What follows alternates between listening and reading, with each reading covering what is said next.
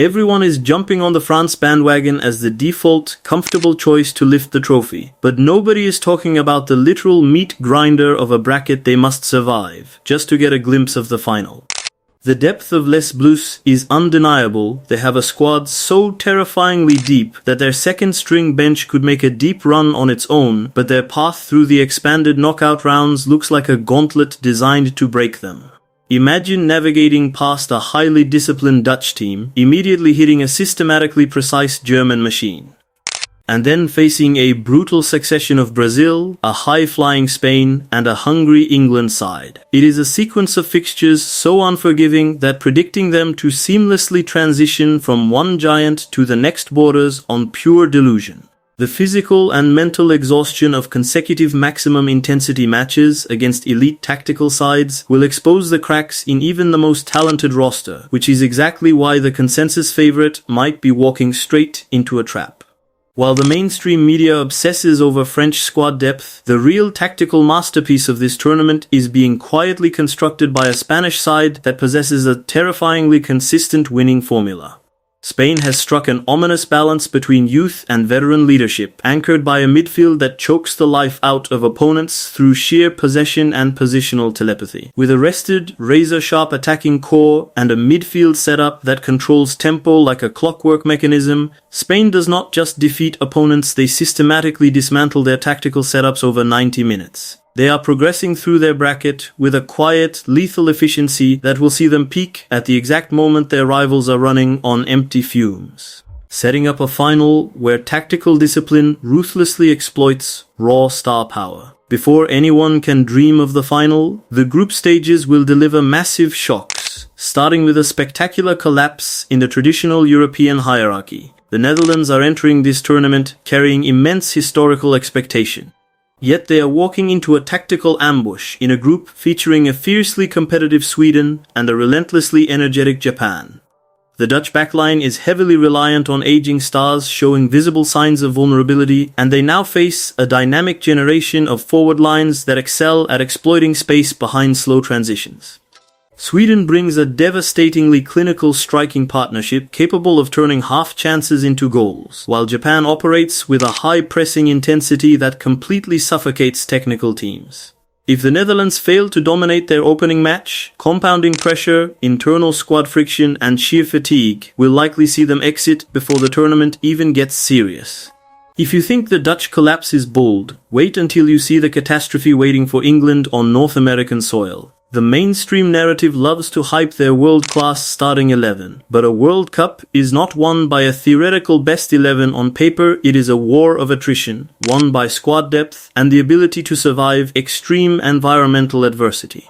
When you look past the star names on the team sheet, the drop-off in true international quality is staggering, leaving them completely vulnerable when injury-prone key defenders inevitably break down.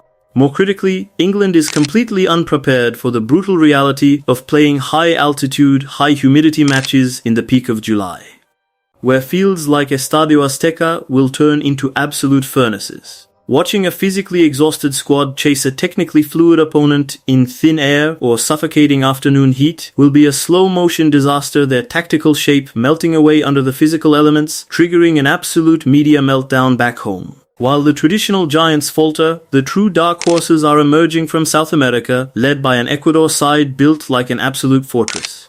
Ecuador marched through one of the most brutal qualification campaigns in world football by relying on a defensive unit that simply refuses to concede, boasting a backline of physically imposing and tactically disciplined young defenders. They do not need beautiful football because they possess a rare transition game that punishes teams on the counter using electric pace on the wings and clinical finishers who thrive in chaos. In a knockout environment where a single mistake seals your fate, a team that secures clean sheets and scores from set pieces or counterattacks is a nightmare draw, and Ecuador has every ingredient to bust the bracket wide open.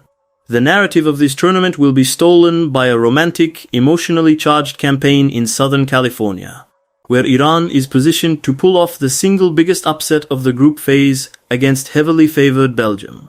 When Iran steps onto the pitch in the Los Angeles area, they will not be playing an away game, they will be backed by a massive, passionate local population, transforming the stadium into a deafening cauldron of noise. Their incredible resilience and unity, combined with a highly organized low-block defensive system, is the perfect antidote to an aging, disjointed Belgian golden generation. Belgium consistently struggles to break down disciplined defensive lines, leaving themselves exposed to quick vertical counterattacks. Backed by an overwhelming partisan crowd that makes every tackle feel like a match-winning moment, Iran has the tactical discipline and emotional fuel to completely shock the world. Ultimately, this entire tournament is building toward a historic generational collision in the quarterfinals, a definitive knockout showdown between Portugal and Argentina. This is not just a tactical match, it is the final chapter of a decades-long rivalry on the grandest stage imaginable. Portugal has quietly assembled the most complete, balanced midfield trio in world football, combining elite defensive coverage, relentless work rate, and the creative vision of Premier League masterminds who can unlock a defense with a single pass. Argentina, as the holders, carry the immense psychological weight of defending their crown with a backline left largely unchanged for years, leaving them susceptible to a Portuguese side that attacks with frightening positional fluidity. While the world watches to see if magic can strike twice for the champions, the structural balance, youthful energy, and sheer depth of this Portuguese generation will ultimately break Argentine resistance, denying them a place in the Final Four and signaling the definitive end of an era in a match talked about for generations.